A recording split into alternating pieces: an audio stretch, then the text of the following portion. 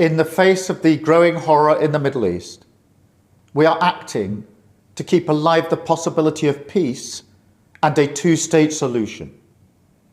That means a safe and secure Israel alongside a viable Palestinian state. At the moment, we have neither.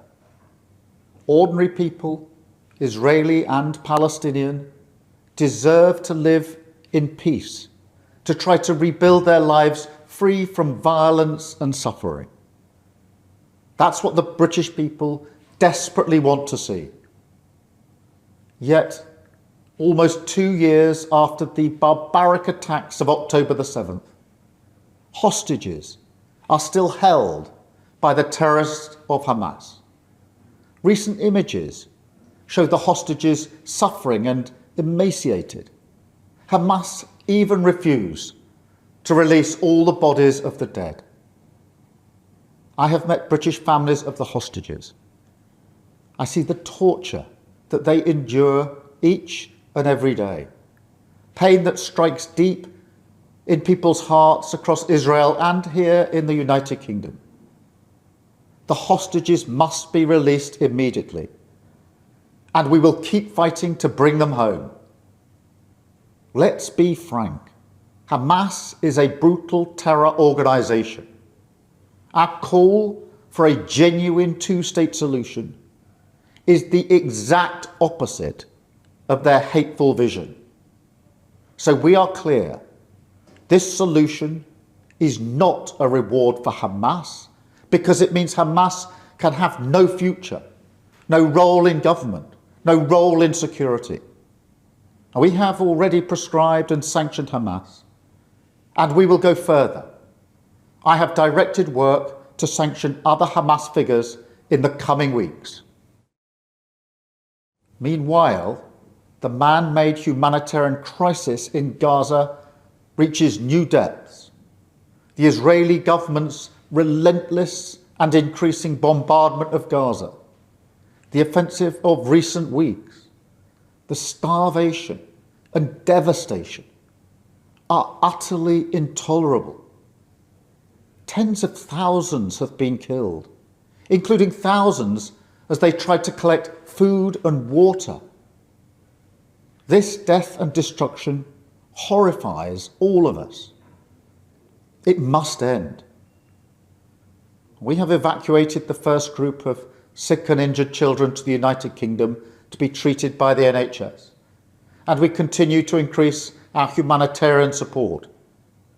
But still, nowhere near enough aid is getting through.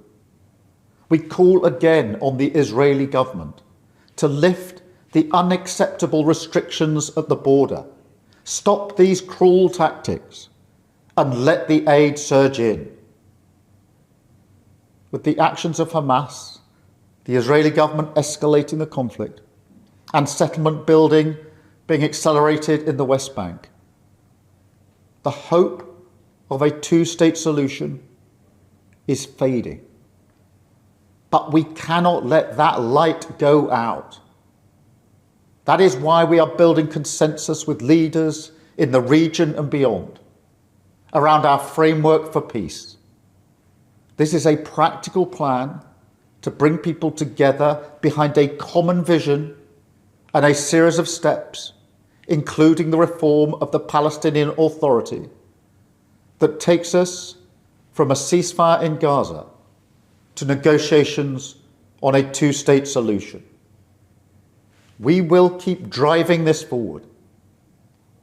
As part of this effort, I set out in July the terms upon which we would act in line with our manifesto to recognise Palestinian statehood. That moment has now arrived. So today, to revive the hope of peace and a two-state solution, I state clearly, as Prime Minister of this great country, that the United Kingdom formally recognises the State of Palestine. We recognised the State of Israel more than 75 years ago as a homeland for the Jewish people. Today, we join over 150 countries who recognise a Palestinian state also. A pledge to the Palestinian and Israeli people that there can be a better future. I know the strength of feeling that this conflict provokes.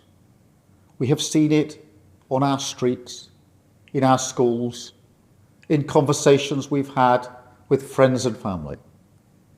It has created division.